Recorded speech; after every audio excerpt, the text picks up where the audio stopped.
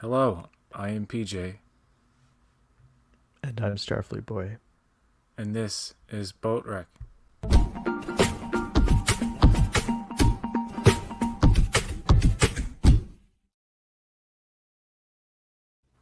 How Welcome PJ back. got his. Oh, sorry. Damn it. Oh, you ruined my show. I did. I did. No. What were you going to say? How PJ got his intro back. A new Yeah, Spike Lee joint. I was I was forced because I used up all my free hours. All right, we're watching the 7th episode of season 2 of Star Trek Discovery, entitled "Light and Shadows." Light And and shadow. spoiler alert, Spock's in it. They stop. They stop the constant teasing. Oops, it's not. Oh, it's Connolly. Oh, oops, no, it's Amanda. Oh, this definitely got to be Spock, right? No, it's Georgia. Oops, I did it again. I played with your Spock. Sorry, I had to do it. Leave Brittany alone. Alrighty, let's do the 3-second countdown. 3 second countdown. Go. Blue, are you ready? I thought Yes. that tweet would have gotten us more audience, FYI, but whatever, Blue. Thanks. I'm No, glad you're here. they'll show up. They'll show up. They'll get back to us. They'll get back to us. It's true. There will be many viewers soon. Many soon. 3, 2, 1, go. Contact. Personal log, Personal Commander log. Michael Burnham. My mother taught me the greatest mysteries come in threes. I learned that too when I was a kid. Oh, but not specifically those. Um, Ooh, we get my little scene again. okay, I was confused for a second. I didn't know if this was a recap or not. No, they did this different thing. It makes it more epic. It's like, oh no, there's no recap. It's just a story. I like this style of recap. I think it works. Yeah, me too.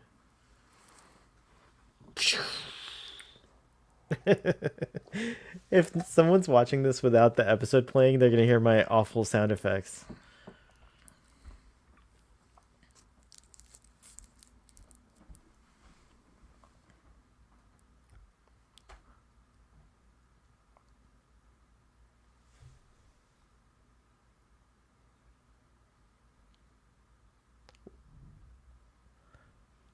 Is your audio out of sync on your version? No, it wouldn't be. Why? Oh, we're not even giving a countdown. Well, Burnham's talking to Pike right now.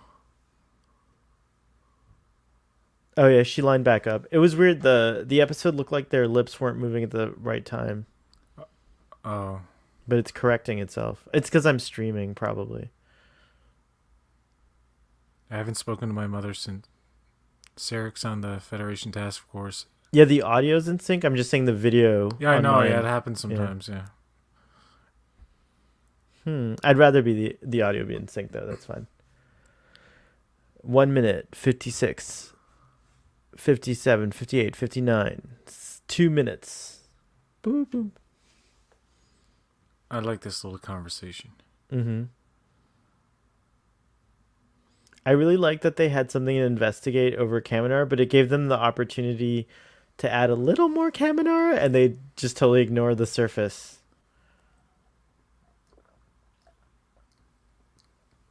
Would it have been too hard to get a little more Kaminar in? What do you think? No, I think they had to focus a lot on the Spock thing. And the whole thing with Pike and Ash and their adventure in outer space.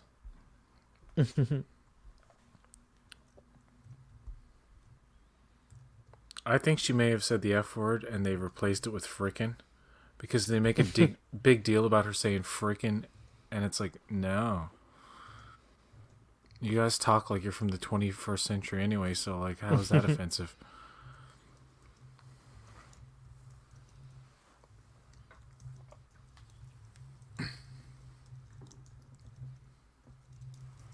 God, I love these moments when Pike is like, I don't like you. Go away.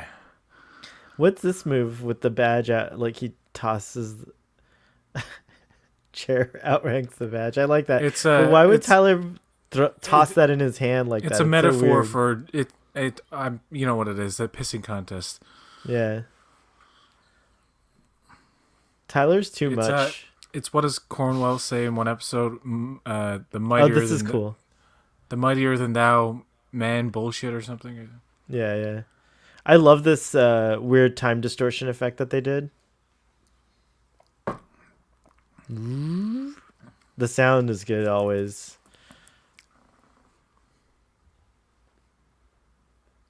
I think my computer's like, whoa, I can't handle this. I think Star Trek should make a serial called Temporal Loops. No,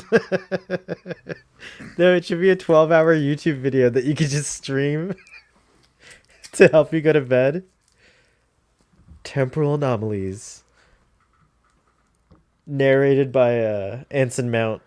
Ah, I hate it. Hate this. Wow, this With is all some my heart. what? From Oh, hell's heart, I spit at thee. What? I thought it was some huge building for a second. And They're not going to make a, it worse every season to spit in the face of people who hate it. oh yeah, the inside of Discovery in season 3 is the city. Like they're like city blocks and everything.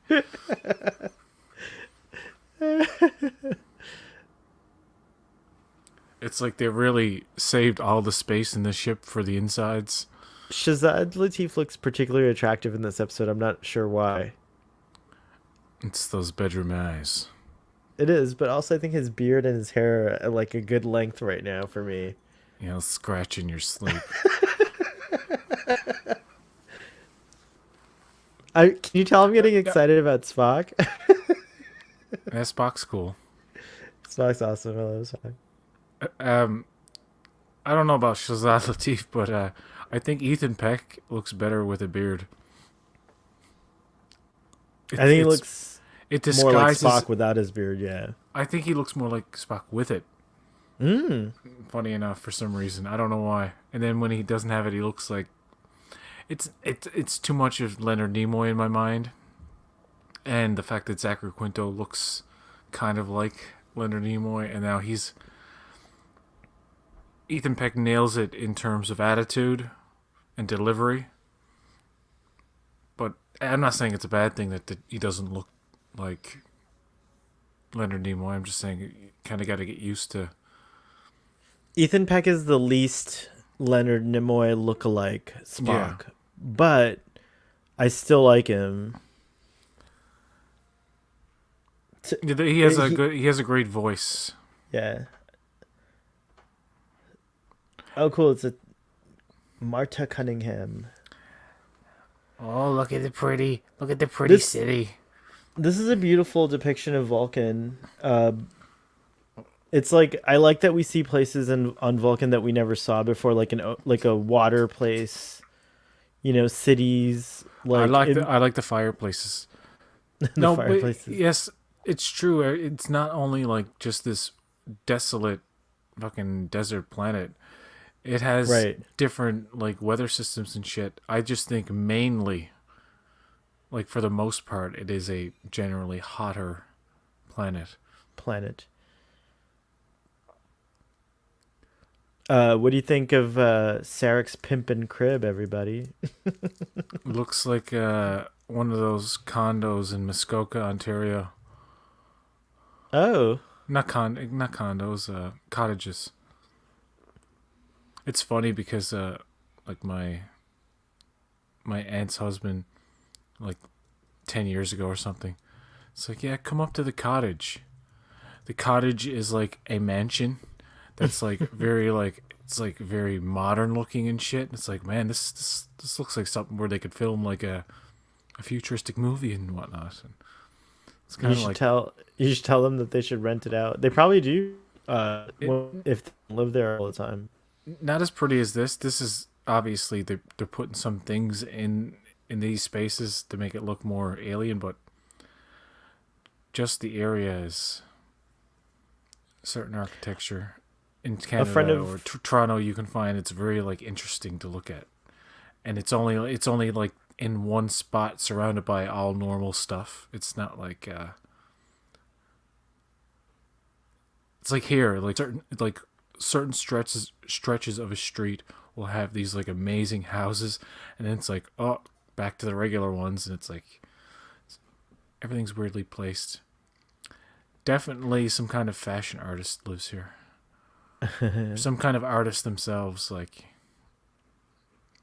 we're do just you some rich think asshole. do you think in the future do you think it's weird that in a future claims to have no money, that some people would live in like large mansions still like this, and that other people would live in like Rafi's trailer park? Well, Do you think everyone would want to live in a that's a mansion that's a if that's a Picard issue. At the It would seem that like Sarek's position on Vulcan would allow him to have like a bigger dwelling, but who's to say that this isn't like just standard stuff? on Vulcan, I like mean, every Vulcan seems to have a home this size? and maybe it's like a logical thing. It's like the size of the home is dependent on how many people live there. If you live alone, you have a smaller dwelling. If you live, that's what I Oh, that think. makes That's how sense. I They have think they would do it. kids. Yeah, if you have kids, you can get access to a larger dwelling. That's interesting. Amanda's telling Sarek, adopt that Burnham girl so we can What do get a you bigger house. What do you do? That's totally what she did. What do you do when you have like a Chateau Picard, like it's an heirloom, like your family, it's like thousands of years old and your family's always had it. Like not thousands, but D- hundreds. People believe in one or the other. It's like the capitalist system must be obliterated for the socialist system to take over and everybody to be provided for and blah blah blah in a not if a post scarcity world. But you could still have trade and barter. You could still own possessions that are passed down to you because if the laws of the world change and there's a world government or something, doesn't mean the Oh, property you own or whatever will be taken from you. It's you know what I mean? yeah, it's true. It's not. We missed it. We missed the finger. I saw it.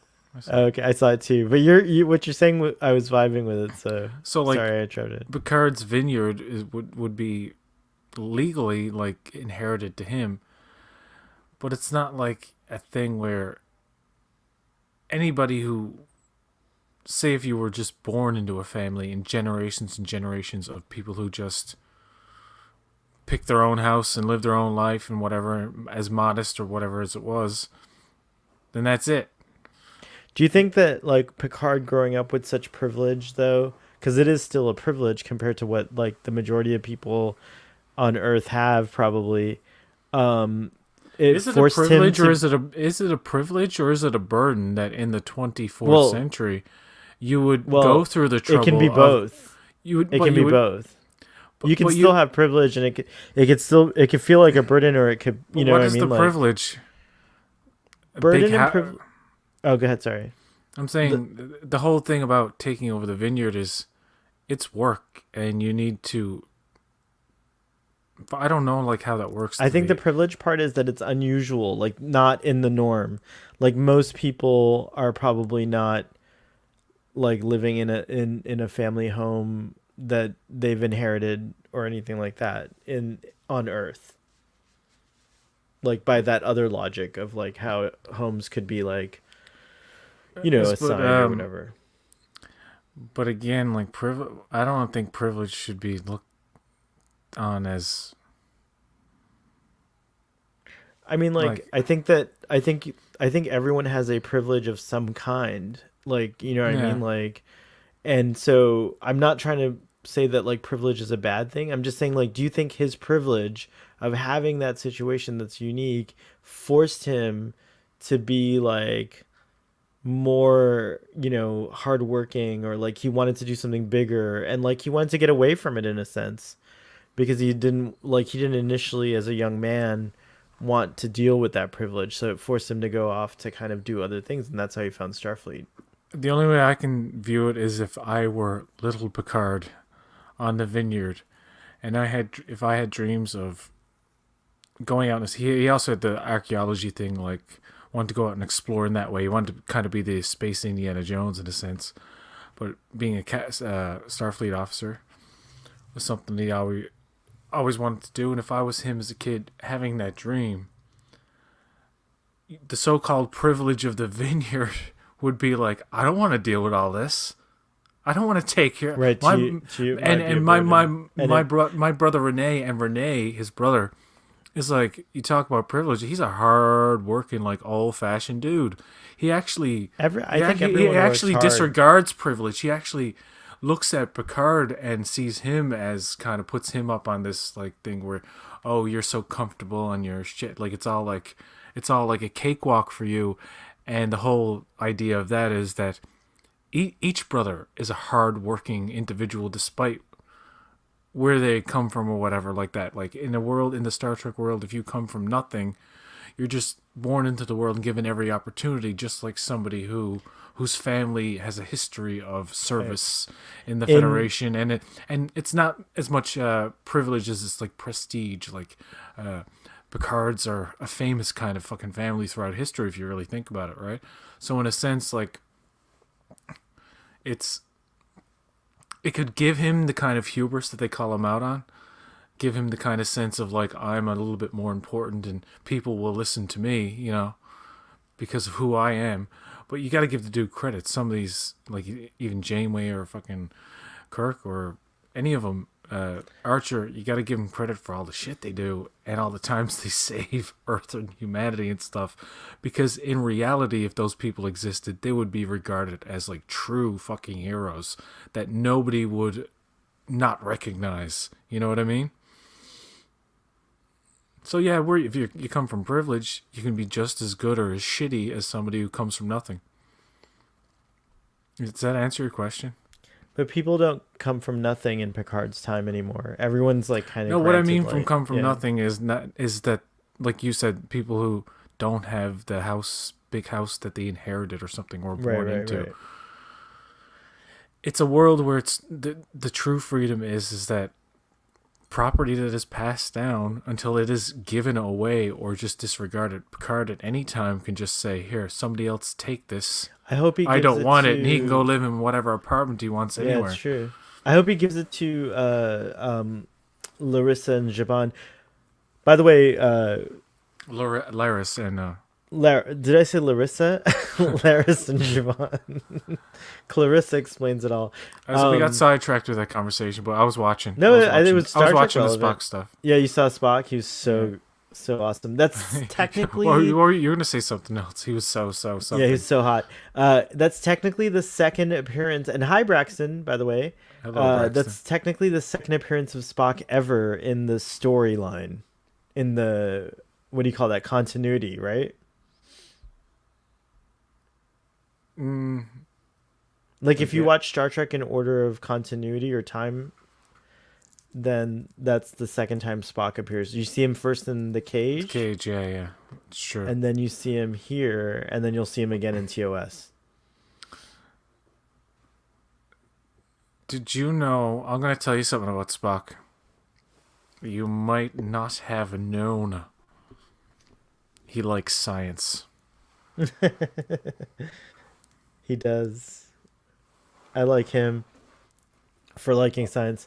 This was interesting. This whole tension between them coming to a head. I love it. It's one of my favorite parts of season 2. Yeah, It really is. It's the only time where Shazad Latif is like decent to watch, and I forgot about that in season 1 because he annoyed me so much it's then. because he's not being whiny and crying and trying to get Burnham to like him. He's like being himself for once. I love all this like techno babble as well. Take away the absurdity of the Red Angel suit. Season 2 works on certain levels much better than season 1. And by the way, yes, season 1 was like really contrasty and darkly lit. The only Mm-hmm. problem with this is that they do this hazy light flare thing sometimes, even when they're doing the still shots. I'm like, I just want to see clarity in a picture. I don't want to see. I just want to see clarity for a couple of What's seconds. up with the freaky faces? Yeah, I was gonna say the green goblins in the background. Yeah, like what the fuck is that shit? Are those death masks of like ancestors? It's weird stuff. How Their dare version of you? Leatherface peeled off their faces. I like Amanda and Sarek also being explored. It's not like the same as like how they look later in TOS, and that's fine with me. But Amy Adams is great though, isn't she? she's it's not Amy Adams. Now I can't remember her name. I feel bad. Is it Isla Fisher? I don't know. Yes, thank you. It is. That's who it is. Oh my gosh, Amy Adams. Now the Kotrick arc back there, whatever it is, the stone that appears on the desk of O in Picard, I think, if I'm not mistaken. But it's not So she's glowing like that. explaining the dyslexia. Oh yeah, that's right.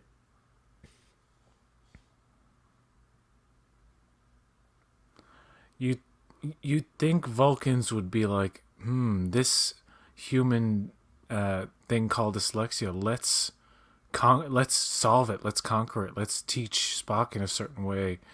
That would have been intriguing. It's like they looked at it as a challenge because I always think of them not having these stupid emotional responses that they sometimes do when something isn't perfect, which annoys me. It's like, okay, Vulcans, you're annoyed that something isn't perfect. Uh, why don't you find a way to work with that to bring out that thing's full potential? Isn't that like the whole thing about your society? Is to I th- prosper. it Sorry. suggested it suggested in Enterprise that like the Vulcans were at one point like hardcore um Scientists. well, but just also like non-interfere, like the part of the Prime Directive that's the non-interference part came from the Vulcans. Like humans didn't really have that aspect, and the Vulcans kind of like taught them that, and that's how like the Prime Directive kind of came about, is like a balance of humans who are always wanting to like be impulsive and interfere, and Vulcans who are like, you have to let people be who they are or whatever, and only contact, warp capable civilizations. Um, and so I think they like do that on the microcosm as well, like with people or individuals, where they probably saw Spock and it seems cold to a human, but they were like, this person has to develop the way that they are. You know what I mean? Like they have to like develop on their own. And Yeah. Amanda's like, you can help him. You can create like, there's ways like, the book Alice in Wonderland, like helping him deal with absurdity and things like that.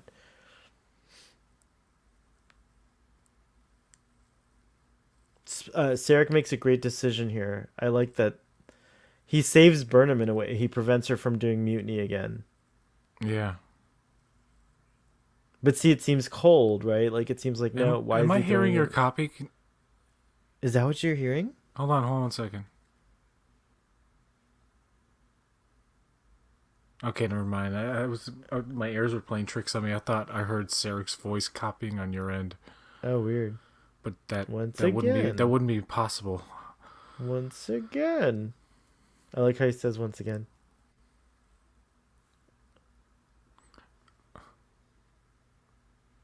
You I like I'm James not Frayne, but you know prepared what's brilliant about Mark to Leonard lose is he. both of our children on the same Well, day. you know what I like about Mark Leonard is Mark Leonard would never have stuttered in his voice that severely. I think And he Spock's would in the have corner, delivered like it. all sweaty. Yeah, It's the line itself, it's the act itself that's emotional. It doesn't have to come from the actor, if that oh makes any yeah, sense. yeah. I know. I get you. Whoa. Looks like you boys are about to be thrown for a loop. Loop in time, that is. It's a squid thing. Watch out, boys. Make sure those tentacles don't probe you. That looks When weird. does the new Matrix movie come out? That's funny because you're like, that Matrix looking thing is reminding me that the Of Matrix the movie is Matrix movie. coming. It's true. This is a pretty with the there's always a nebula though too on Discovery. I don't mind. I think it's gorgeous, but there's always a nebula. I want an Irish captain who says nebular. Nebular.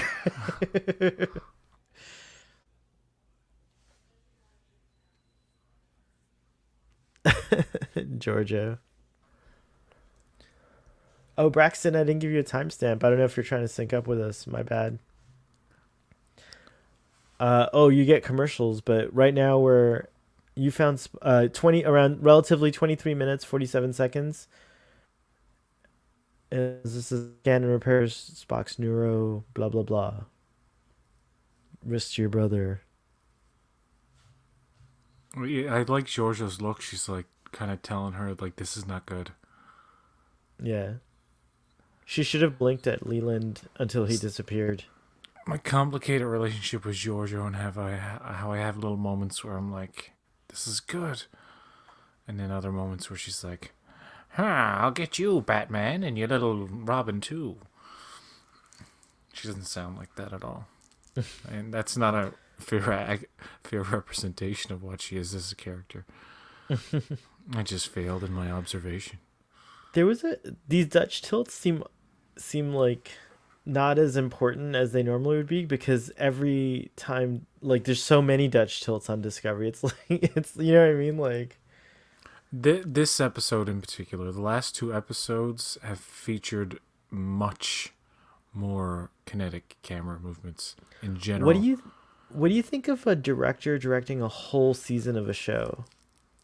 Like David Lynch did with Twin Peaks. Yeah, or like you're watching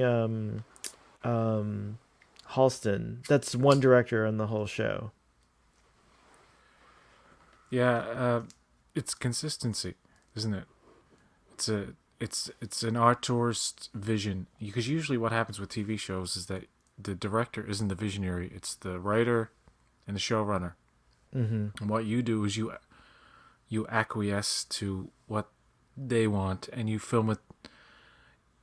You give it your own style, Right. but you don't alienate it from the rest of the narrative or visual style at all. So, if you have a director who closely works with the showrunner, and maybe they're all involved in writing it and shit, that's really good because there's a central focused vision, and there's not so much creative confusion, I call it, like too many cooks in the kitchen creatively in a writer's room, or producers or directors not communicating well. It can work, but it could be so much better when it's look at shows like Breaking Bad, Better Call Saul, or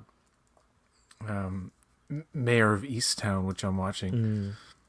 It's something you watch and you say everybody's on board, from the writers to the actors to the crew. Everybody's on board with making this the best thing it could be. I really like Burnham and Spock's relationship because, you know, luckily or oddly, my sister and I have almost the same relationship. I also have an older sister. I have a younger sister, but we have the same relationship regardless. Okay, so odd. I was like one of these like I was a really weird child. I think. Ditto. We didn't get tested for it back then, but I probably fall on some sort of spectrum of autism or something like that. At least I acted like I did when I was a kid, and my sister didn't. She was very normal, and she was able to. So she acted like my older sister a lot of the times, and she actually even like scared off bullies, which was funny. She was also taller than me till I was like 12. So watching Burnham and Spock, I kind of vibed with it because I was remembering a lot of great moments with my sister when I was a kid. And then oddly, in a weird way, since I was the older brother, at some point I disappointed her, as all older siblings do. And so I could relate then to Burnham in a weird way as well. My sister was a bit of a bully, and I used to stand up to her and fight back, which is weird to fight your sister when you're a child. Yeah, it is. But good for you for standing up to your sister. One time it was one Christmas day, she took a board with some nails sticking out of it, and she swung it at me, intending to hit my face, I guess. Oof. And I stopped it with my hand, and I had all these holes in my hand.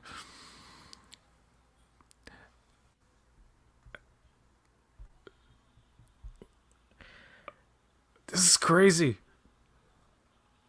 Oh, Ah!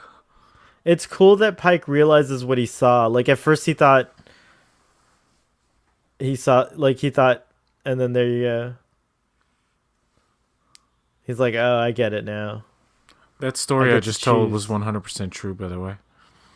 True that she tried to swing a board with nails at you. I don't know. We got into some kind of fight about something one Christmas day, and yeah, that's what happened. My sister didn't like that my mom was giving me a haircut before her when we were little kids, and she picked up like those Jack in the Box toys, Mm. and she slammed it on my head so hard it split open the Oh skin on shit! my scalp. And I remember I was really we were both really little, but I remember my mom just getting so freaked out and mad and like worry. It was like a and there's blood everywhere. It's like crazy. Crazy. Yeah, I we're of an was age where we're like we're. I don't know if you are. If you're, are you Gen X or an elder? I would be mi- considered Gen X. Okay, I'm a And some I'm a, people say I'm a millennial, so I'm on the cusp, if you well. will. If you are a millennial, you're what they call a geriatric millennial, which I Millennial, am. yeah, for sure. That's But that's those are people born between 1980 and 1985. Oh, okay, then I'm definitely a Gen You're Gen Xer. X. You're Gen Yeah. X. You're 78. part. You're part of that generation that had the Pepsi commercial, Generation X, for people so Hale's age. Stammet saves the day. That was good. I like that when he just like comes in like a boss and takes care of it. Damn, I'm kind of liking season 2 a little bit more. Yes. Dun, dun, dun, dun, dun, dun. What is that? Wow, that was perfectly in sync. It was like double. It was like Doug Jones had like a demon voice that sounded like you because of the double effect. He is in here with us. I will attempt to lock it out.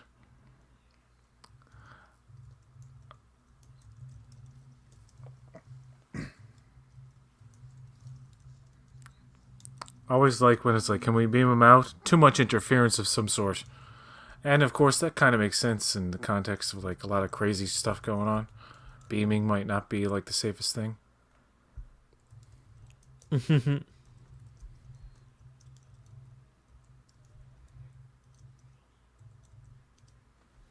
Oh, this is when she's like, hit me or whatever, right?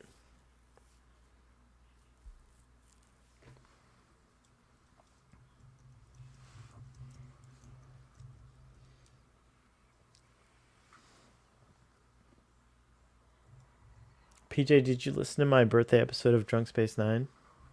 I don't listen to any episodes of Drunk Space Nine. Oh, well, I check that one haven't. out if you get a chance. Why? What happened? I got really drunk. Oh, I started warming up to Giorgio when she started doing nice things for Burnham. oh yeah. I like this. This is good. Ooh, that This was is a one of the good. Did you see that move? yeah. This is one of the highlight moments between these two. Ooh. Oh, and then they did the shaky cam. Like, No, why it's would good. it? It's staged. I think it's staged well. Not shaky cam, surveillance cam. Sorry, Oh where yeah, it's yeah. glitchy. That was weird. These are That's good fights. I want to fight one day like this. Have you ever gotten into like a real fight in your life? Oof.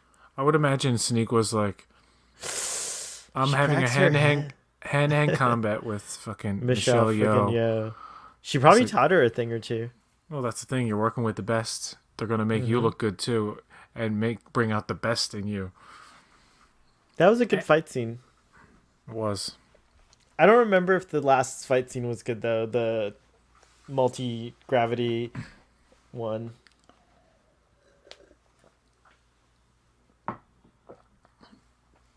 The little things like screaming, like, "Wah, wah." Yeah.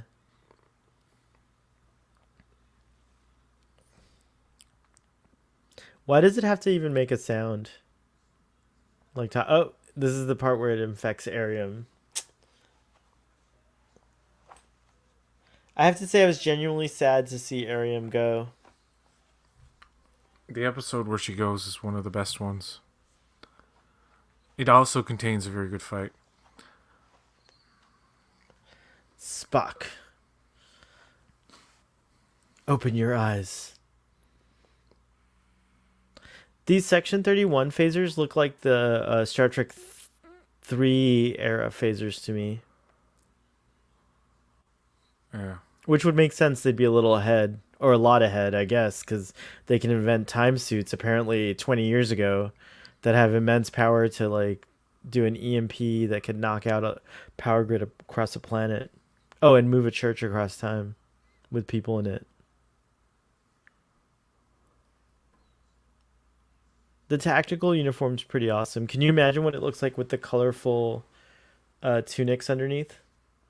Mm.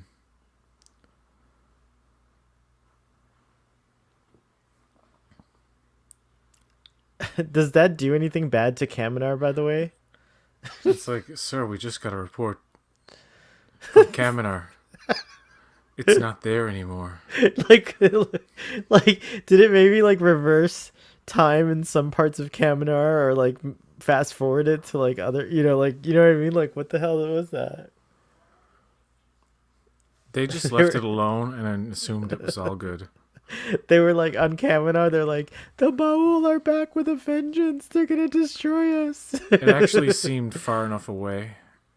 Even No, though I it know. looks like it's close. Close, that angle was like pretty far. So it's just a pretty thing to look at in the sky. Yeah. You're the most qualified. Bites his Yeah. lip, looks him up and down. I like the sexual tension between them. I hope he does come back in Strange New Worlds, actually.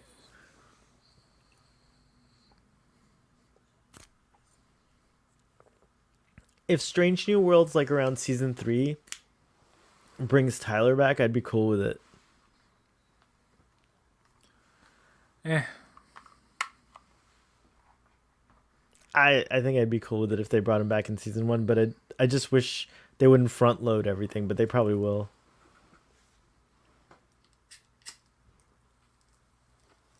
You We're just said the always name in of a the fight X for the Files future. future. That's the X Files name. Movie. That was a good. That's a nice transition. transition into. That's funny. It's a very wide angle.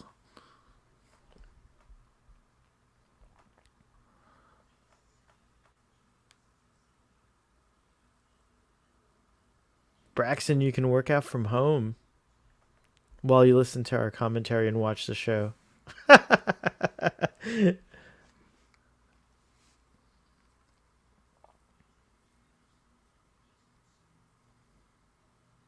Dun dun dun.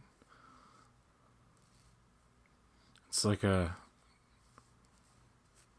novella. It's true. She doesn't know yet, does she? That you're responsible for the death of her parents. Next time on Days of Our Lives. I'm really susceptible to suggestion, and when you suggested that those Section 31 ships are more like TOS ships, now that's all I think about. I'm like, he's right. Like sands through the hourglass, so are the days of our lives. And now,